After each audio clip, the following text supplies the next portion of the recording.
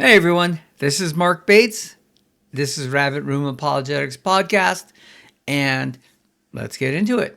So, when we ended up last time, we were working on Genesis 1, verse 10. Now, one of the questions I get all the time is, Mark, why are you spending so much time, especially on the early chapters of Genesis? And the answer is very simple. If your understanding of Genesis, especially the first 2-3 chapters, is not in line with the rest of the Bible, the rest of your interpretation is going to suffer from that, right? Now, I'm not saying I'm right. What I'm saying is, like Paul, when he commended the Bereans, accept everything I'm going to give you openly, but test it against Scripture and your own understanding.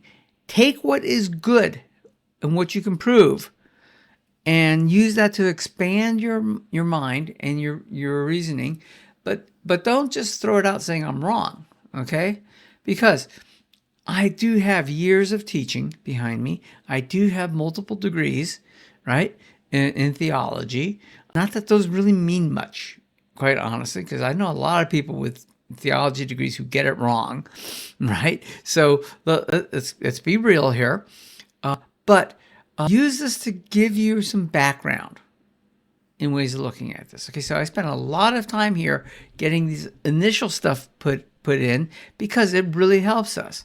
And so what we've done so far in just the first 10 verses is we started at the beginning where God created the heavens and the earth. Now, this is important because why is Moses writing this down? Why are the children of Israel needing this information? Because they just came out of 400 years of captivity in Egypt, and they've been for 400 years been told that there was a creation story that is controlled by the gods of Egypt or the gods of Babylon or the Mesopotamian gods, right?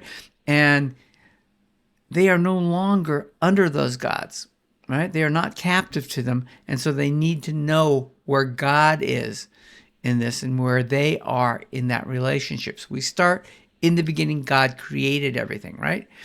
And then we talked about how God hovers over the face of the deep, and the deep is a very important one because the deep is not just water, right? The home in Hebrew. This is the idea that all the other ancient Near Eastern peoples talked about as being this chaotic area where their gods had to fight battles to pull the land up and to give them a place to live. And what we're saying is, no, God just hovered over the face of it, right? And he doesn't fight anybody. He says, let there be light. He speaks, and there's light. And he saw that the light was good, and God separated the light from the darkness. And once again, this is a very complementary passage to the rest of the ancient Near Eastern mythologies. But what it does is it puts them in the proper place, right? They're not fighting this battle between light and darkness. Light, God created light, and then he separated it from the darkness, right? Because he wanted the light was good. And God called the light day, and the darkness he called night. Now, real important here. There's no sun. There's no moon yet, right? So where's the light coming from? Well, the light's coming from God, obviously.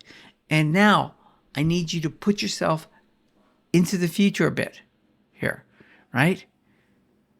Think about the final chapters of Revelation and the creation of the new heaven and the new earth and the new Jerusalem. Well, what's missing in the new Jerusalem when God recreates everything? There's no sun. There's no moon, right? There's no need for that. There's light there, and the light comes from God, and it fills everything. So this is how God starts the universe, and it's going to be how God ends the universe. Okay? So there's light. It comes from God. And then God talks about the idea of, in verse 6, about let there be an expanse in the midst of the waters, and he breaks down the waters. And you have to understand the ancient Near Eastern worldview of what the earth looked like, where you had the heavens, which had waters above and waters below, and there's this firmament, and there's the land, and there's the deep below that, right? And what's important here is that there's this firmament, right? And this firmament is called racha, right? Which is a very important word here, because there's going to be a firmament on the heavens and the earth, and there's a firmament that God instructs Moses to build in the temple or the tabernacle and temple, right? So wait a minute, we have a picture forming now, right? Of this idea of the pictures here, of the temple, and what God is creating in this picture is a temple for him to have communion with his creation people, ultimately, right? And when you think about the new heavens and the new earth part of Revelation, right? God's going to spend time with us now, freely, openly, in the new heavens and new earth. That is his final temple. So this may be his first temple, and Revelation would be his final temple, right? And we talk about, in verse 10, how God pulled the earth out from the waters, and he gathered the waters into what are called seas. And in pulling together or gathering, right, that verb, mikvah, right? And we talked about yesterday about how mikvah was a pool, right? And that's where the children of Israel instructed to immerse themselves in that pool, right? To cleanse themselves from impurity. Well, that mikvah, right, that verb mikvah, corresponds to the Greek word baptizo, which we get baptism. And baptism is very important because that is the act of us cleansing ourselves, right, with Christ in this baptismal pool, right, to cleanse ourselves of our impurities, right, in Mayim Hayim, living water, right? And so those are the seas. And so it's all starting here. And we still don't have suns and moon, right? We still have days. We have time here, but no sun and moon yet. And then we get into verse 11. And God said, let the earth sprout vegetation, plants yielding seed, fruit, and trees bearing fruit in which their seed, each according to its kind, on the earth. And it was so. The earth brought forth vegetation, plants yielding seed according to their own kinds, and trees bearing fruit in which there is seed according to its own kind. And God saw that it was good, and there was evening, and there was morning, the third day. So we get to the third day, but there's still no sun and moon. So how can this be a literal 24-hour day? Well, it doesn't have to be. Once again, this concept of the progressions of days, right? We talked about evening and morning. Evening being that idea of chaos or disorder, right?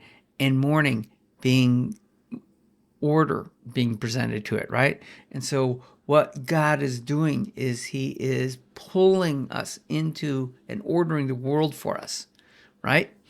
And so it doesn't have to be literal days. We're not talking about creation in terms of a textbook. And when we talk about vegetation here, this is a broad category. It's plants, right? Right? And if you think about the fossil record, and I know that a lot of the scientists at the Discovery Center, once again, a very Christian, God-based organization, they look at this and they say, well, the first thing that appears in the fossil record for us are plants. Just a plethora of plants just instantly appear. Well, that fits what's happening here. We don't have to make the Bible match up with science. Science matches up very well with the Bible, but we do have to understand this is not written as a textbook, science textbook for the 20th century. This is written for 4,000 BC Hebrews, right? And their worldview. And so they would understand this way. But once again, this is all about God bringing order into the world for us, right? So that this is the third day. And then we're going to cover a little bit more today. And then we get to verse 14. And God said, "Let there be lights in the expanse of the heavens to separate the day from the night." Oh, now we're starting to get a little more orderly. "And let them be for signs and for seasons." So that he hears that there's a purpose for the sun and the moon and the stars. It's to tell us a story and to keep us on track. And for the days and years, and this is where we're talking about days and years, periods of time. "And let them be light and let them be lights in the expanse of the heavens to give light upon the earth." Oh, now we can probably start calling things actual days, right? But remember, we're not talking about literal days here as much as we're talking about this orderly progression where God takes us on an orderly. Does he have to do this over multiple days? Does he have to do this over multiple time periods? Of course not.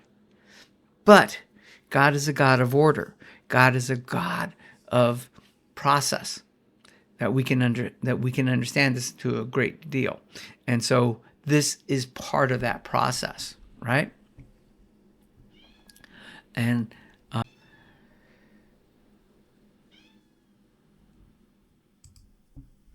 here's a little note that I put on here, talking about how God creates things in a process. And they're not just for us to use and enjoy, to make through, they're also to teach us and to guide us, right? And that's a very important portion of that, is that the sun and the moon and the stars are not something that foretells the future, but they help guide us, right? Okay? So it's one of the reasons I like Logos, is because I have this ability to put these little notes that I come across, and I put them in here. Now, one of the things I want to bring up, because this comes up quite a bit once again, is this idea that, I'm sorry,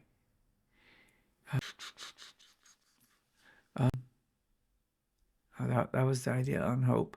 Let's see here. That was that last one. Okay, so what I want to get to is down here. I put another little note here. And so one of the things I keep mentioning is that this is very much a...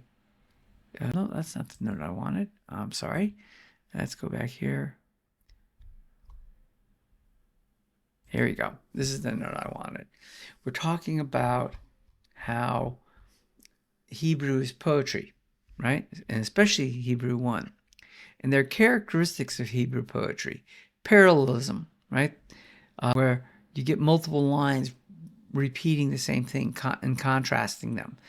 You get different types of parallelism. You get terseness, in the sense that they use half lines sometimes. It's not necessarily written out in full Hebrew grammar, right?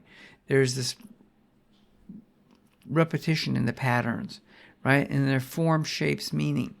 The structure of the poetry is essential, right? So one of the things we have, the most classic form of Hebrew poetry is found in Genesis 1, is called a chiasm. And a chiasm basically has 1, 2, 3 or more major points, and they're listed out here, as you can see: A, B, C, then C prime, B prime, A prime, which means it tells you point A, point B, point C, then it reverses it and gives you a second view of C, a second view of B, and a second verse of A all together, and that reinforces what the statement is. And so you can see the chiastic structure of Genesis 1 starts with light, and then on day 4 are the light bearers, which is what we came to. Then there's the firmament, and then we have the sea and creatures, right? Put the water above and below the firmament, then you get sea and creatures. On day 3, you get land and vegetation. On day 6, you get land, creatures, and humanity. And then, of course, in the center of all this is day 7, which is the Sabbath, which is the pivotal order here. Okay? And so this is very much in that form of Hebrew poetry, right? The structure emphasizes that God's creative acts are purposeful, ordered, and complete, portraying creation as a sacred architecture and temple language, right? So creation is a form of God's temple. God's temple was a place for him to meet with humanity. And so creation is certainly that, right?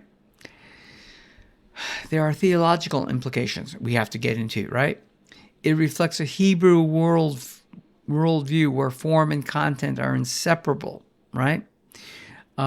Humanity's placement at the center underscores the imago Dei, the image of God. We'll cover that in a little more detail, right? So we have this, right? Hebrew poetry is characterized by parallelism, terseness, and repetition, with chiasm as a key form, right? Genesis 1 employs a chiastic structure that mirrors the creative acts in a symmetrical pattern centered on humanity and culminating in Sabbath rest, right? This structure conveys theological truths about God's order, purpose, and covenant rather than providing a literal scientific account. And that's the main thing here. Genesis is not a scientific account, it's a theological account. And so when we look at this, we need to look at it that way. Okay, so we finished up here with the next day, essentially, right? Let me move back up here. So we ended up on 10 yesterday. Today we're at verse 11. We're talking about the vegetation, right? Coming up, end of the third day. And then we got into the fourth day, which is the lights in the expanse, right? The heavens, the sun and moon, and the stars as signs and seasons, okay? And so we covered all of that. We're covering a little bit more quickly because we don't need to get too in-depth on all of this, right? So we have all of this here. We're finishing this off. And we're moving on to verse 20 next, okay? Questions, let me know. Put them in the comments. If you have something you want me to cover more deeply, let me know. If there's something that didn't make sense, let me know in the comments. Also, think about sharing this with somebody who might need it. Also, if you haven't done so, subscribe to this and like this episode. That would be appreciated. Okay? And if you like the idea of what I can do here with Logos software, I have a link. I'll put it in the description. You get a discount and a free trial. If you haven't used Logos before, this may be a good time to try it. Okay? So let's get into this. We're going to get a little bit faster as we continue here, right? Because we set this groundwork now. And we'll get much deeper as we get near the end of chapter 1. So thank you all. Have a great day. Be blessed. Thank you.